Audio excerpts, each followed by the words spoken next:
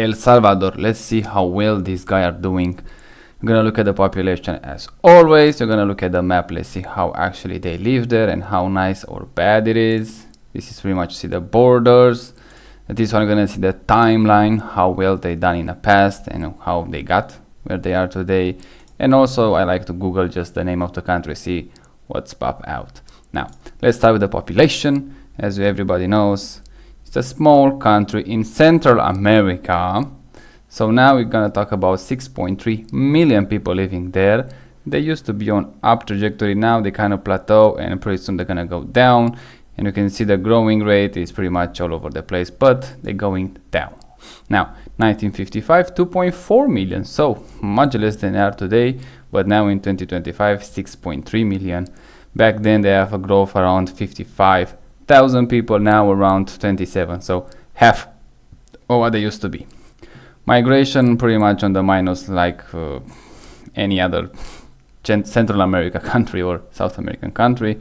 And the median age, they start in 1955 with, let's say, 17 and now 27, so already see a 10 years increase. Quite a lot, I would say.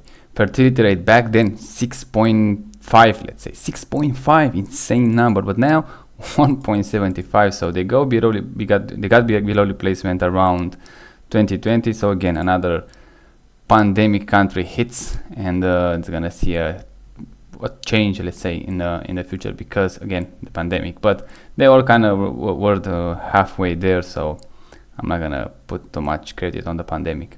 Back then in 1955, only 37% of the population live in the urban area. Now 80%, so a huge increase, I would say. Let's look at the future now. 6.6 in the future, so a small growth, but you're gonna see they're gonna go down. Probably, they say by 2050, I bet they're gonna go down probably like 2040, so 10 years earlier than they expected. So pretty much in 15 years, you're gonna see the peak of the population in El Salvador, and then they're gonna go down. Migration always on the minus, so nothing changed there. You're gonna see the only change they're gonna have in the net change of the population per year, let's say, or every year. They're gonna go down pretty much with every single year. You're gonna see even in the past, but in the future, they're gonna go down. They have a clean trajectory, I would say. The median age, they go very hard, I would say. Look at this one, 28 today to 38, so at another 10 years in 25 years, and I bet they're gonna get those 10 years probably by 2040. So in 50 years they're gonna go another 10 years in a median age, which is insanely high. Fertility rate as always going down, so there's no sign of actually things let's say plateau in a way that they're gonna sustain their current population. But again, El Salvador, it's a very small country. I would say a population in a country like that should be around 1 million. We're gonna see why, I would say, because the economy, look, see, by judging by those numbers, you're gonna see there's not that much money there anyway. So probably with less people, as we saw in Eastern Europe, with less people, they get more efficient. So the GDP actually is growing when there are less people, and probably they're gonna do well in the future. Let's see how that is gonna play, but that's pretty much a speculation. Now, urban population, pretty much everybody is gonna live in the city by 2050, so 90%, probably even more than that. So in the countryside, you're not gonna see that many people anyway. Life expectancy, now life expectancy is decent, I would say, for the Central America country. 72, 73 for both sexes, and females around 76 and male 67, so a huge difference between male and female, but they're on the growing rate, so we're gonna see how well that's gonna play in the future. Infant mortality 9.3 and death under age of 5 11.3, so huge numbers, I would say. Not looking good for them, but probably because they don't have a very well health system, but it is what it is, I guess. San Salvador is the biggest city with 500,000 population, so nothing, I would say. Again, it's a small country, it's not much you can say. Now look at this. This is where they are actually, in the South or Central America, let's call it Central America, and you can just look at them very quickly. Very small country. Let's check randomly on the map, because it's not even that well developed in the Google Street View area, but let's just check very quickly how actually those people live. We're not gonna waste that many time here. Yeah, it does look like a Central American. Look at this, Doritos, nice. Central American country, nothing extremely special, I would say. Let's check other area very quickly. Again, in the cities, Not that much, I would say. Hugely increase in life quality, in my opinion. I always prefer, look at this, I always prefer to just probably living in a, not even working. Yeah, I always prefer to live in a, let's say, countryside when you have a, when you live in a country that is not that well developed. So probably it's better just living in a countryside. This one, it looks very weird. Why you have barbed wire on your, so clearly you can see the security is not that well. Even probably this is a, okay, this is a good neighborhood. They're community gated, let's say, a gated community, and clearly they have some problems here with crime, let's say, but we're gonna see that in a second when you actually look at Google. Let's see how they say.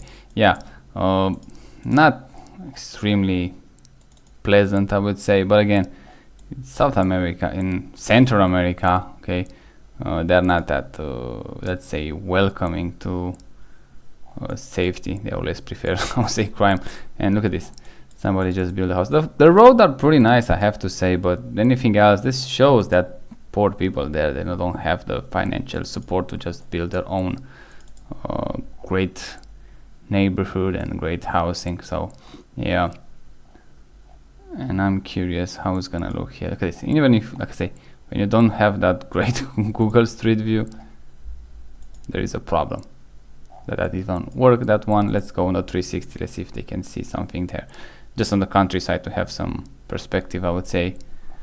Yeah, countryside, like I say, always look decent. It's not bad at all, but when you talk about a country, you should have, especially developed one, you should have great cities, I would say, even though people don't choose to live there, but still. Okay, so they have this volcano. That's nice. Let's check this one very quickly, and then we're gonna move on. Ooh, they have a pool, let's say, inside the volcano. That's nice, and it's a thermal one, I think.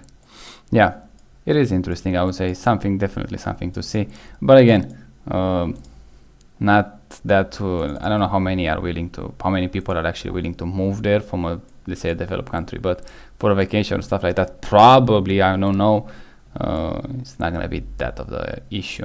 Yeah, like I said, look, Central America, one of those small countries, not that many people, I would say, but again, for this dimension, it could be probably it's gonna get less 100%. Now let's look at the history. Let's go back and see how actually they develop, and you can see not that many for a lot of years, I would say, especially the development probably start with the colonization. So yeah, let's go pick zoom in to see it clearly.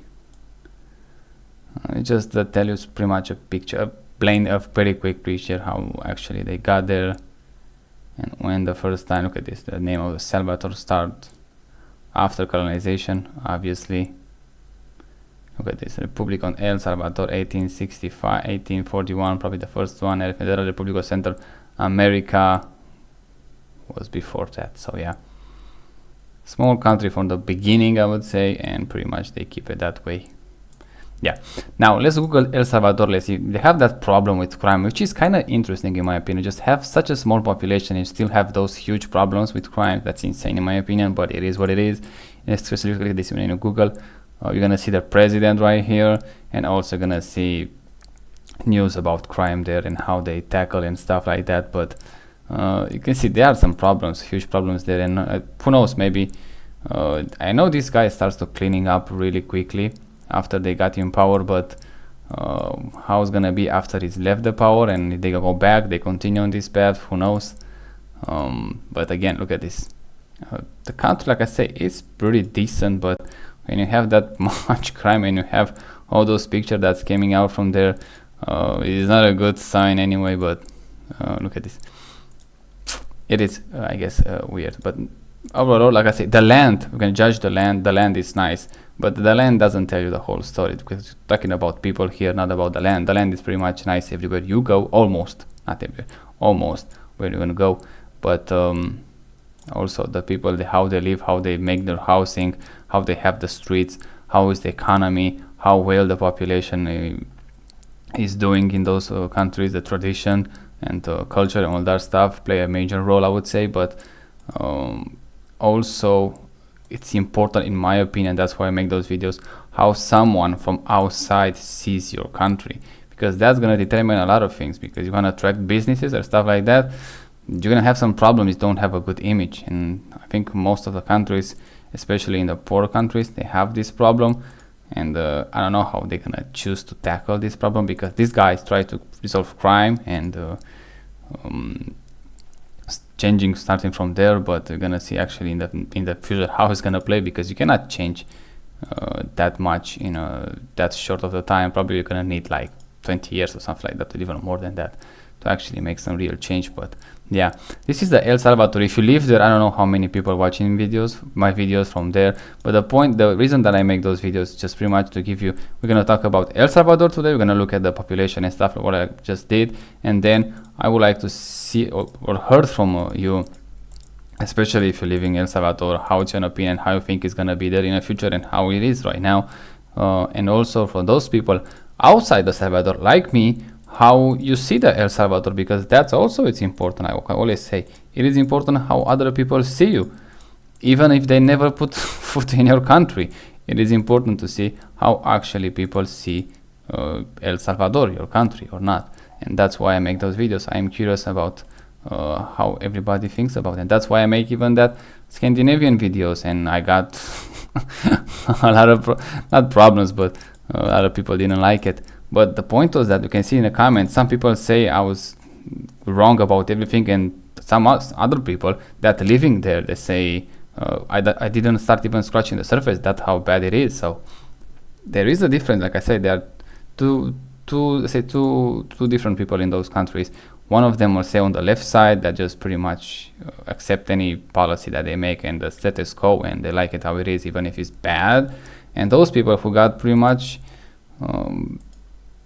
they not want to say they hate it, but they want to change because it doesn't work for them. Just the rent is too high, salary is too small, high taxes and all that stuff, and that creates a problem, I would say, in a country. And some people, they don't want to even listen to the other side. Even my video, they say I watched just a minute and then I was done. But you have to watch all the video if you want to have some opinion, and then we can discuss on that, of course. But if you just are here for let's say 30 seconds or a minute, you're not going to understand much, and you're just going to go in the comment section and just say it's a bad video, stuff like that, when you don't even start commenting on the things and say your opinion, how you think it is. Because I can accept any opinion, I don't problem with that, but you have to watch it and see it to the end, and then we can say, okay, I think you're wrong with that, I think I agree with that, and stuff like that. Because there are going to be people that they agree with me, then also going to be a lot of people that don't agree with me, and all that stuff. So yeah, for the El Salvador, like I say, it's a nice, decent country as a length goes, but probably the population is going to go down. We're going to see how the crime is going to be resolved, but I have a feeling by let's say 2030, or when that guy is going to finish his term, probably they're going to go a bit back to how it used to be, and they're going to stay pretty much in the same bubble that they are today, which is not fully, let's say, safe, not fully developed, and also I don't think it can attract that much of the business in the future. So even if tourism, if I have to choose the country to travel, probably it's not going to be El Salvador.